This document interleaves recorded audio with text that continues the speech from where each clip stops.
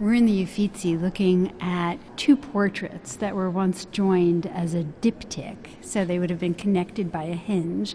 This is the Duke and Duchess of Urbino, Federico di Montefeltro and Battista Sforza. Now, she had just died, and this was a commemorative portrait. This was a way that he could remember his wife, and we think that it was actually painted by Piero della Francesca, possibly from a death mask that had been made of her. Look at how dressed up she is. They're both very formal. It reminds me of the fact that we're so used to photographs being taken of us from the time we're very little. It's true. This was a very privileged thing, and only the extremely wealthy could have an image that could outlast them. I'm also reminded that women actually used to pluck their foreheads because it was considered to be especially beautiful to have a very high forehead. You often see that in northern painting, and it's important to remember that Federico di Montefeltro actually brought northern painters, that is Flemish painters, down to his court. And in fact, Piero, who's an Italian painter, seems to have borrowed that northern interest, perhaps not only in the high forehead, but also in the great intricacy and specificity of the landscape. And we have this wonderful atmospheric perspective. One of the other characteristics that I think is so interesting here is the very strict profile in which both figures are rendered. And the formality that you were talking about comes through because of the profile. This is based on coinage from ancient Rome, which, by the way, the humanists of the Montefeltro court and other humanist courts at this time were actively collecting.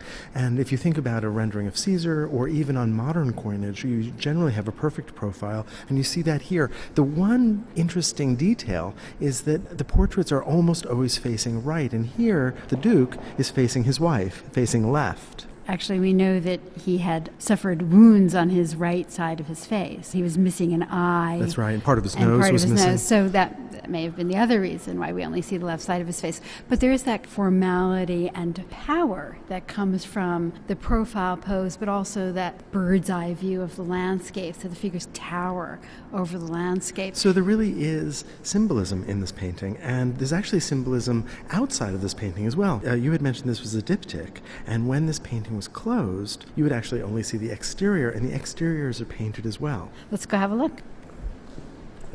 So there's a lot of symbolism on the outside of this painting. Its covers, you could say. You have two triumphal chariots, which is an image that actually comes from ancient Rome as well.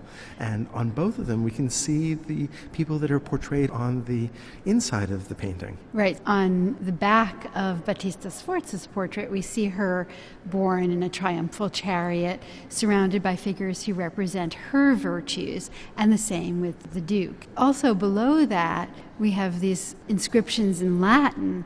Now, that classical inscription refers specifically to the virtues that are represented on those triumphal chariots. And one example of that can be seen on the Duke's chariot, which shows facing us, sitting, but full frontal, a personification of justice. And you can see she's actually holding the scales of justice in her hand, as well as a sword. On the female portrait, the cart is being drawn not by horses, but by unicorns. It's really a fanciful landscape that they're in as well. There is this real sense of imagination and an attempt to invent a kind of iconography that ennobles the figures represented.